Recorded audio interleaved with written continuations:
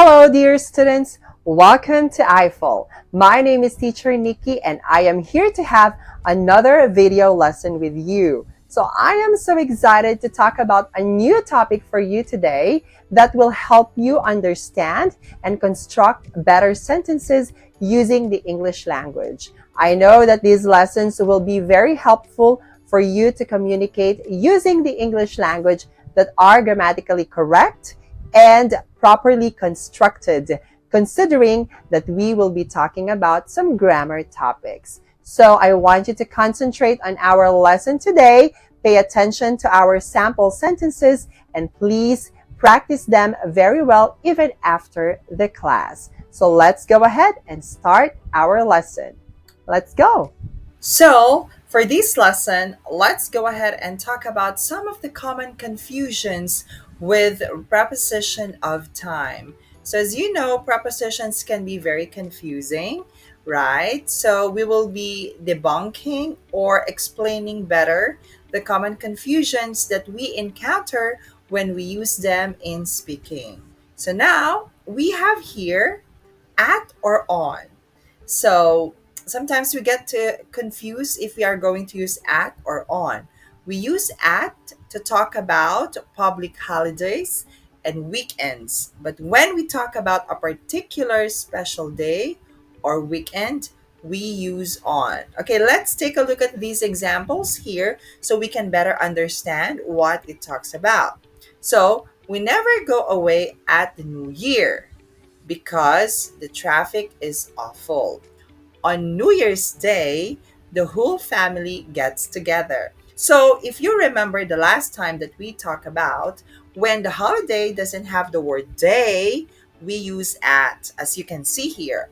And if we have or we're talking about a holiday with the word day, we use on, just like you can see in this example. Next one.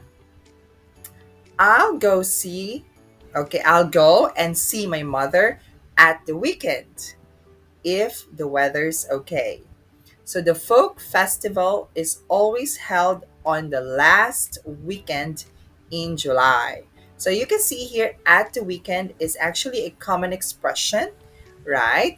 But then on the last weekend in July, this is just a like common American English expression on the weekend.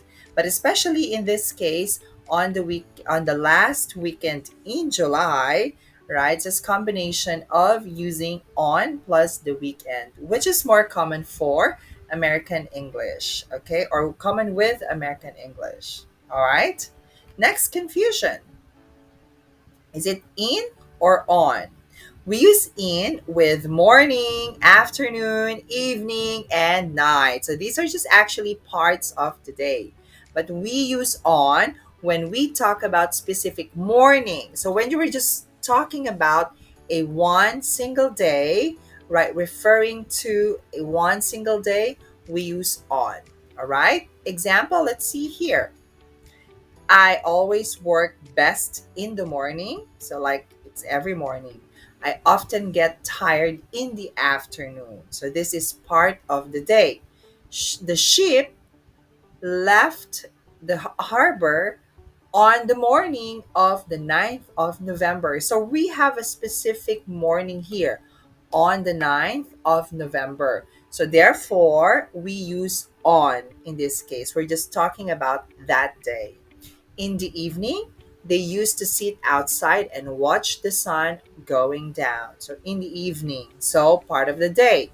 It happened on a beautiful summer's evening. So, we are just talking about a particular summer evening during that time. So, that's why we use on. Okay? Next one. Is it at or in? In the night is usually refers to one particular night. At night refers to any night in general. So specific in the night, on that night, that day. And at night usually is general. Okay, example, I was awake in the night, maybe pertaining about last night. Okay, thinking about all the things that have happened. It's not safe to travel at night in general, the officer said. Okay? Next, at the end or in the end.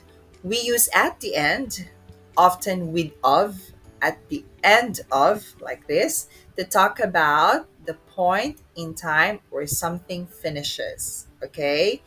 We use then in the end to talk about things that happen after a long time or after a series of events. So it's like pertaining to a result in the end. Okay?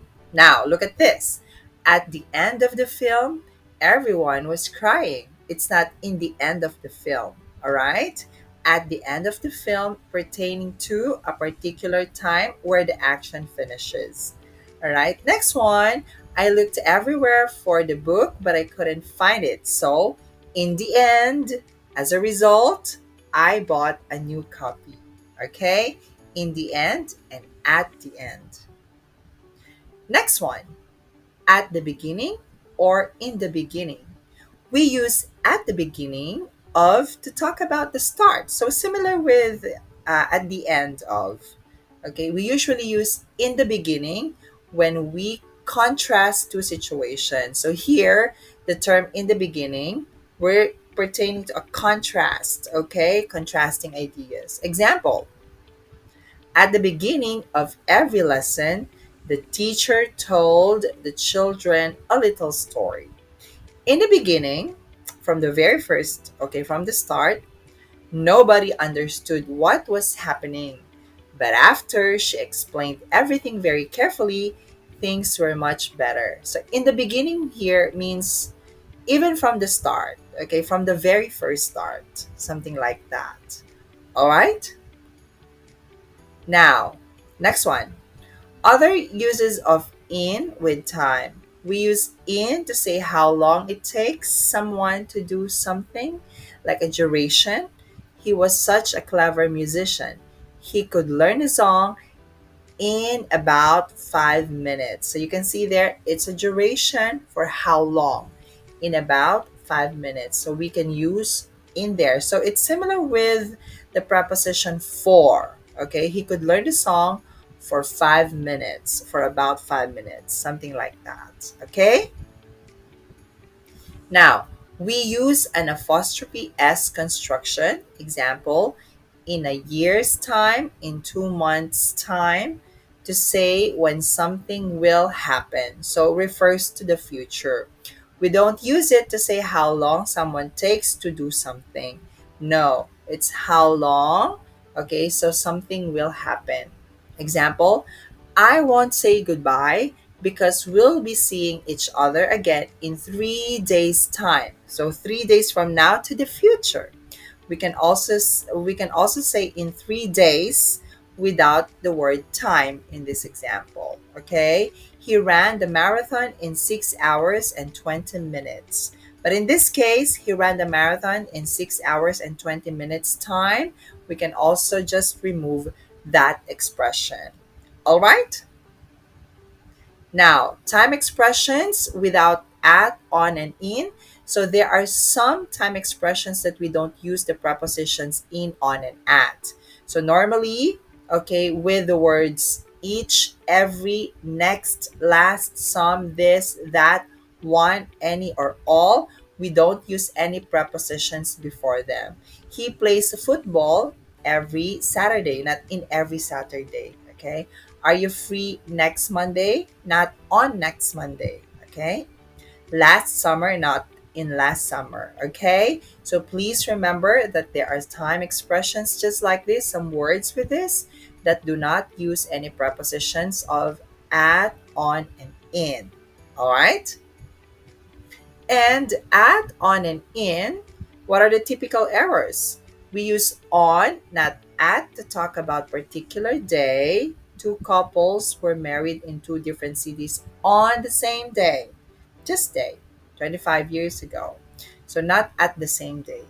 We don't use at to refer to dates. Just remember, when we're talking about dates, again, use on. We use at, not in, with weekends. Commonly, what do we usually do at the weekend? Do you go away? All right. But you remember, On the weekend, right, refers to an American English. So we use in with months, not on. Already given. Okay? So I hope you find our lesson today very helpful. So as I always say, the secret in making your communication skills in English better is constant practice. So I want you to please keep on practicing all the lessons that we've had in the past and even this present lesson. So I know that you can do it really well and you'll improve yourself eventually. So just keep believing in yourself and practice more, okay? Now, please stay tuned to our more lessons here in I-Fal, and please visit our website that I will flash on the next screen. I also encourage you to please subscribe to our classes because we have a lot of amazing teachers that will help you and guide you in improving your English skills. So once again, this is Teacher Nikki. So I'll just see you again on the next classes and video lessons that we're going to have. I know that we will have more amazing lessons in the future. So stay tuned and good luck. Study harder and I'll see you next time. Bye.